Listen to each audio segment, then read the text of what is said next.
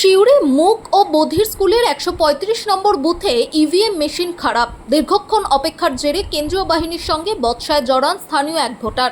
এছাড়া কালীগতি স্মৃতি নারী শিক্ষা নিকেতনের ১৫৯ নম্বর বুথেও ১ ঘন্টা ধরে ইভিএম খারাপ হওয়ায় ভোটারদের প্রতীক্ষার লাইন। সেখানে অপেক্ষারত অবস্থায় দেখা যায় সিউড়ির কংগ্রেস প্রার্থী সঞ্জয় অধিকারীকে।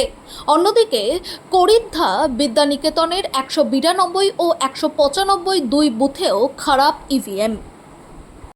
ভোট দিতে এসেছি সকাল 7টায়। দুটো ভোট কাস্টিং হওয়ার পর 159-এ মেশিন খারাপ, মেশিন আর কাজ করছে না। তো অলরেডি আমরা ডিএমকে এবং আমার যিনি আরও আছেন তাকে কমপ্লেন করেছি। এখন পর্যন্ত কেউ এসে এখনো মেশিন রেস্কিউ করতে পারেনি। প্রচুর মানুষ এখানে দাঁড়িয়ে আছে রোদ্রে। হ্যাঁ, ভিড় বাড়ছে। আমরা ডিমান্ড রেখেছি যে 1 ঘন্টা ভোটটাকে বাড়াতে হবে এই বুথে, যে বুথে মেশিন ঠিক হবে না, অথবা যদি এখনো মেশিন ঠিক না হয়, 10টা পর্যন্ত যদি মেশিন ঠিক না হয় তাহলে রিপোলিং করতে হবে।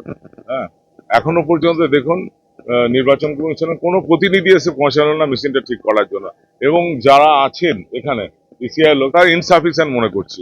তারা ঠিকমতো উত্তরই দিতে পারছেন না যে কিভাবে মেশিন ঠিক হবে। ওভার টেলিফোন তারা মেশিনটাকে ঠিক করার চেষ্টা করছেন, কিন্তু তারা কোনো সদুত্তর দিতে পারছেন না। মানুষ নাকাল হচ্ছে।